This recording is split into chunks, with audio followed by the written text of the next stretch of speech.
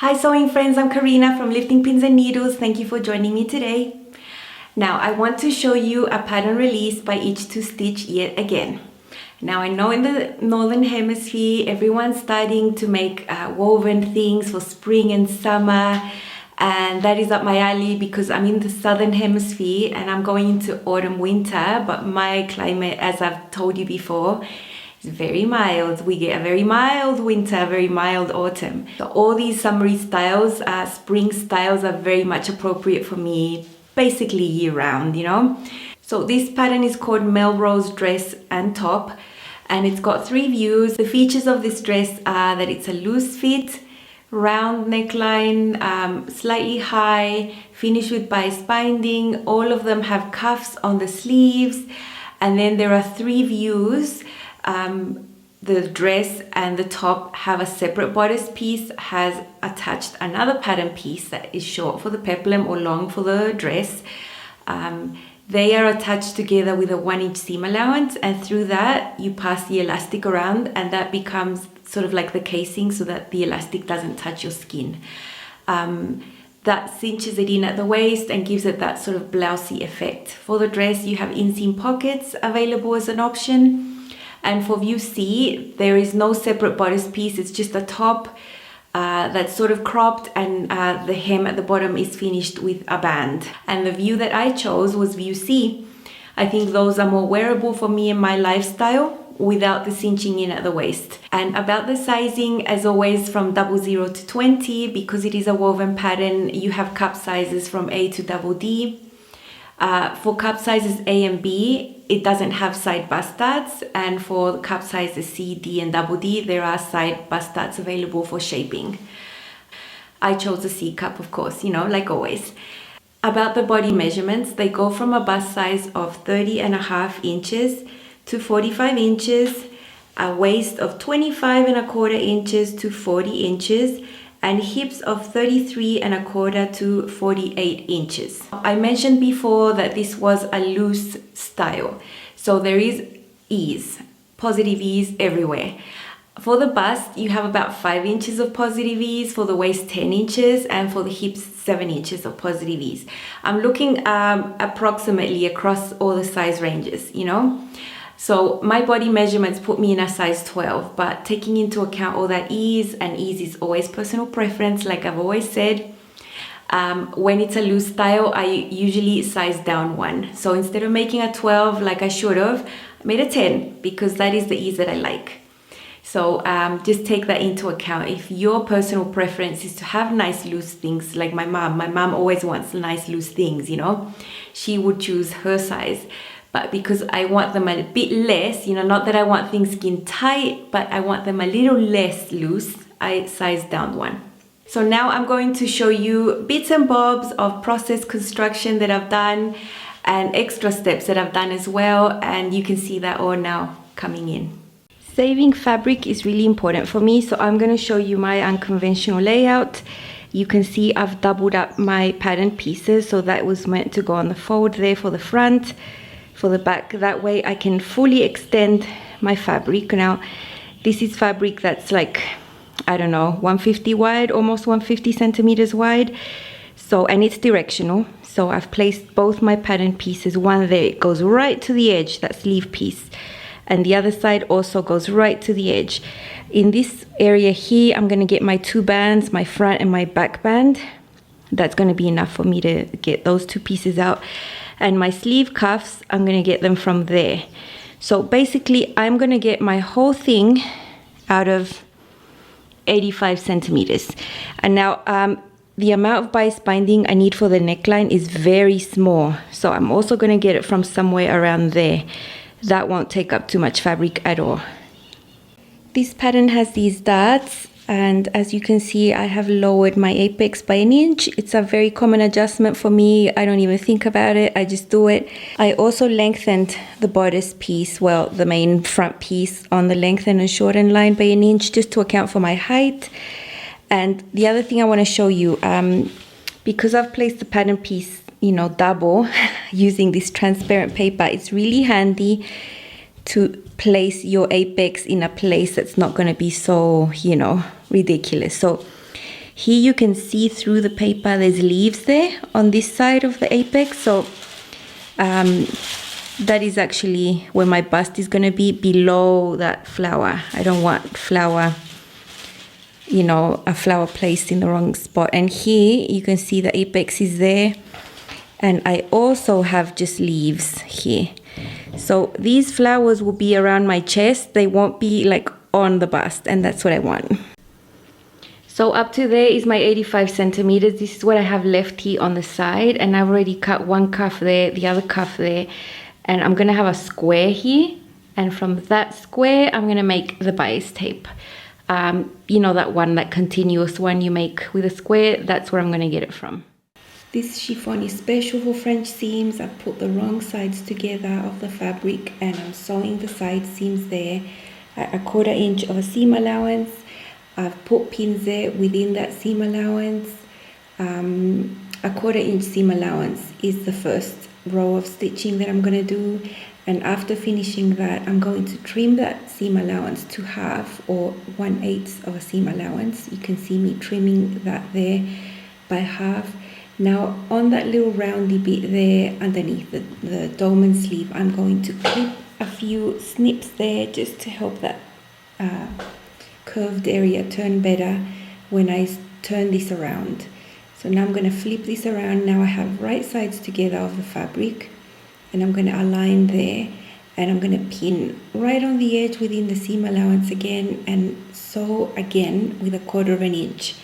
So 1/4 inch plus 1/4 inch gives you the exact seam allowance the pattern has, which is 1/2 inch. So it all fits really well, and you have a really thin, narrow seam inside that is going to be enclosed and durable. And it's very nice, very neat, and special for this type of fabric. This blouse has 2 bands. These 2 are for the cuffs on the sleeve, and this is for the bottom. So this is a little cuff for the sleeves. You can see I've attached them at both extremes together, and there is a seam there. And then on the bottom, I have done a stitch all the way around, and that helps you press that up. Turned it around. When you've attached this raw edge to the raw part of the sleeve, that's going to be turned under like that. Your sleeve will go above that, and then this part that's already been folded is going to be tucked over to the back and then sewn all the way around. So it's going to be a really nice clean finish, and that is done for the cuffs, and the band at the bottom the same. I have attached the band onto the body of the blouse. So this is the body of the blouse, that is the bottom band, and you can see that edge there where I had pressed it with the help of that stitch line that helps you press really neatly. I have removed that stitch, and here you can even see the stay stitch that I did at the bottom of the top.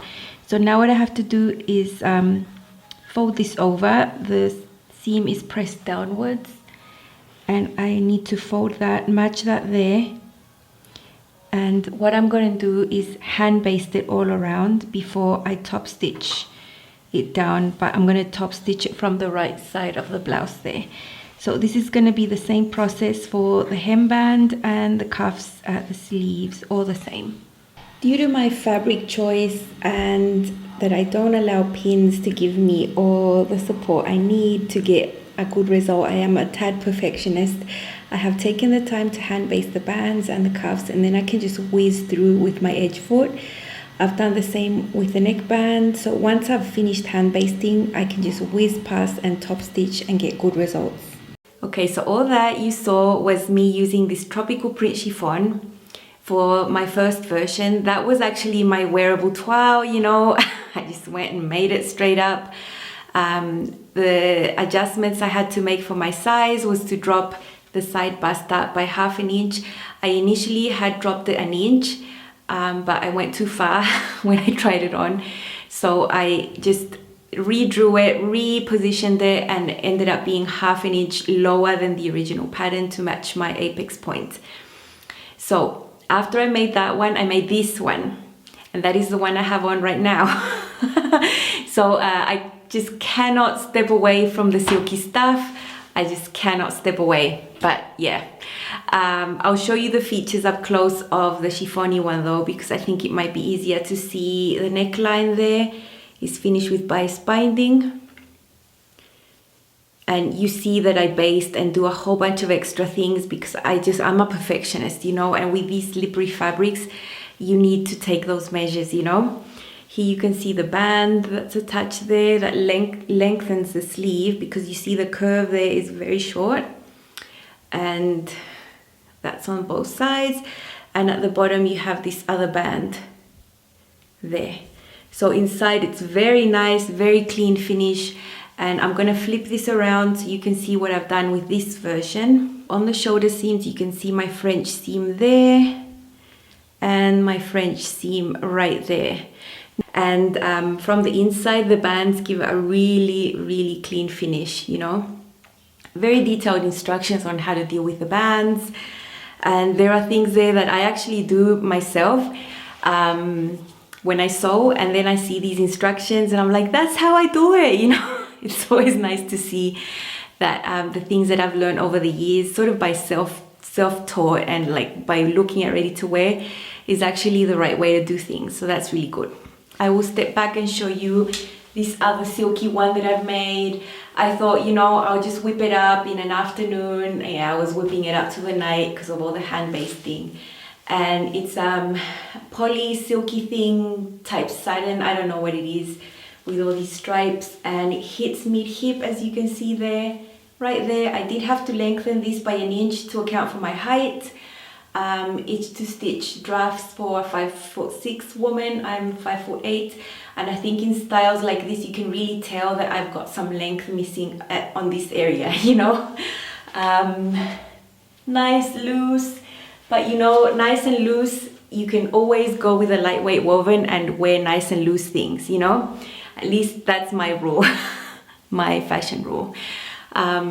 These are super wearable for me. I can just like throw this on and it's like a woven tee, that sort of feel. And I'll put on the other one so you can see it as well. And I love the print, how the flowers are sort of scattered around, you know. None of the orange flowers are hitting the apex, as you can see. The length of the sleeve is really good. It's just like mid-arm.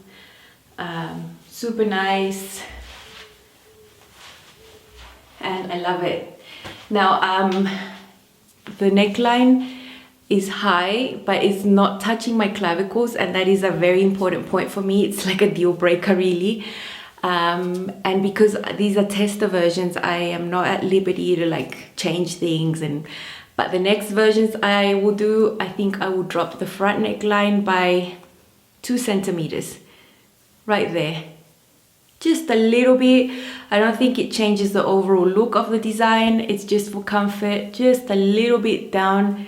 And this pattern for me is like a really good slate, like a painting, a blank slate. And I am planning some awesome hacks with this that you will see very soon. This week, during this week, I'm going to show you other things that I've come up with using this pattern that I think are really cool. So keep your eyes peeled for that.